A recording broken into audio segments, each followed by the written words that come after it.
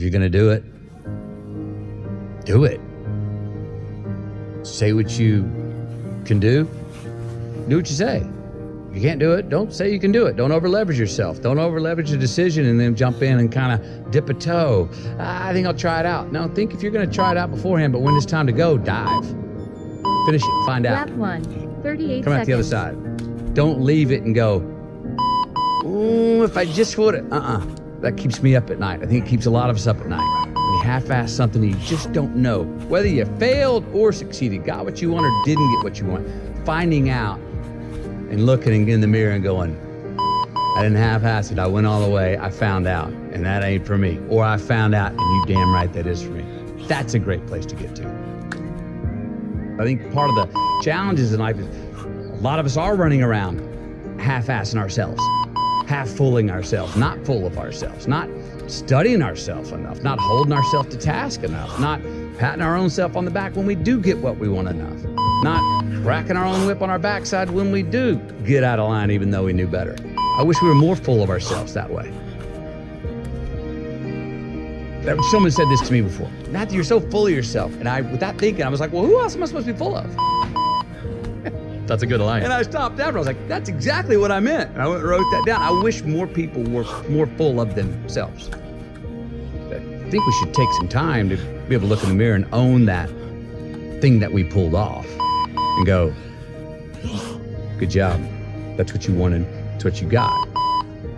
At the same time, be able to, as we do more often, look in the mirror when we fail and go, bogey, you did not pull that off. Give others and yourself more credit.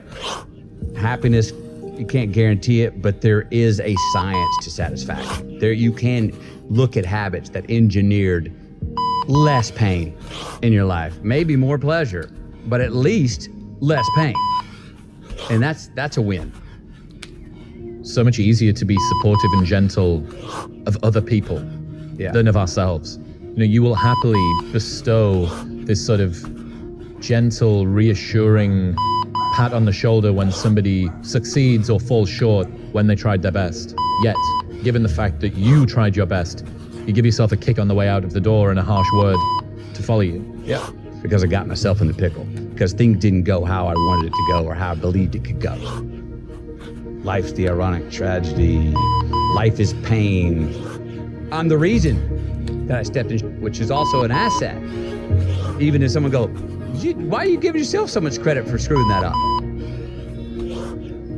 We're gonna make mistakes. You gotta own them. Then you gotta make amends. And then you gotta move on. Guilt and regret kills many a man before their time. So turn the page, get off the ride. You are the author of the book of your life. There are habits that I notice of things I take care of in my life, health-wise, faith-wise, father-wise, husband-wise. If I'm doing that consistently, there's less valleys. The ironic tragedy is that life has to be lived forward, but only makes sense in reverse. Right. When you look back, we can all connect every single dot. It's mathematical, scientific, how we got to this table right here. It's all connected if we go back and look at it. And there's a whole lot of, I thought that was the end. Well, it was the end, but it was the beginning of this thing.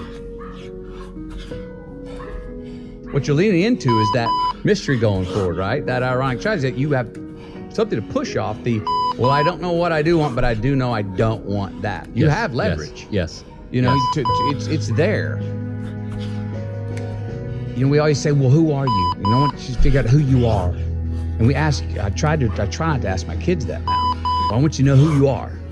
And a part of that who's helped me is Bob Dylan's lines, like, I don't know what all this talks about who we are, man. We are all just what we create ourselves to be. And that gives me a little, oh, that's relaxing. But it's so much easier to figure out who you're not. And if you start eliminating the who I'm not, by sheer mathematics, you end up moving toward who more of what feeds you and who you are. And it's a hell of a lot easier thing to go, how can I get rid of some bullshit in my life, than it is to go, well, how do I go to my true self? Do I want to press the accelerator more quickly, or do I want to take my foot off the fucking brake? sometimes the hard work and the endurance and the elbow grease, the work harder we were talking about, that hustle is not the way out. Sometimes it's, I need to back up last, have a sip of my favorite whatever, and dance my way through the raindrops out of this son of a bitch.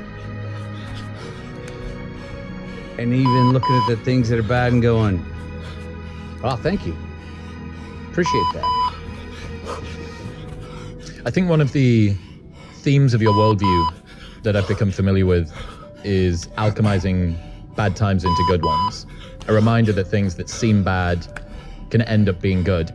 How can people, or how do you have more of that perspective during a hard time? I probably start off intellectualizing something that I know I probably should believe in, but don't believe in it, and convince myself, even to an extent to trick myself, that, to sit here and go, well, you just tell yourself, this too shall pass. Okay, great. Well, what the hell's that mean? Even if it's true. In the moment, you're like, what are you talking about, man? I'm in the debit section. I'm in a warning section. This sucks. I think that how much I'm conscious of it or not, my undeniable optimism and faith that this isn't all it is. And if it is, oh, so what? That's okay. Well, then really, so what? You know what I mean? What's the big deal? It minimizes, I seem to have a tendency not to make a bigger deal out of things that other people make a bigger deal. Dramas. I don't like to create false drama. When it comes and it's hard, I am affected.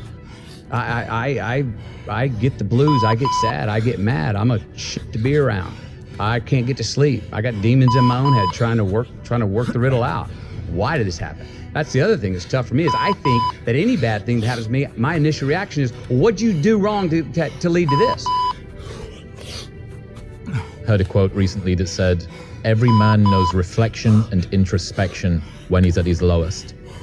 Bad times, you can't do anything other than wallow in retrospective assessment. But one of my favorite things I've learned from you is when things are going well, given that that's presumably what you want to have more of, maybe worth deconstructing that. Yes. Can I try and bottle some science here to why things are going well? And I did find consistency. You were appreciating more. You were pointing out beautiful things and not taking them for granted. And so I found a list of things. I'm like, and when I get off track, I try to remind myself, you've been slacking on some of those. I've definitely found consistencies, and I think we all have them if we just notate them along the way, that they're not by accident. Let's cheers. Let's have a cheers on the way for all the things that'll work for when we have it going right. Also knowing that it's not forever, that we will have a mountain to climb here shortly. What's my best advice I need to give myself right now is listen to my own damn advice.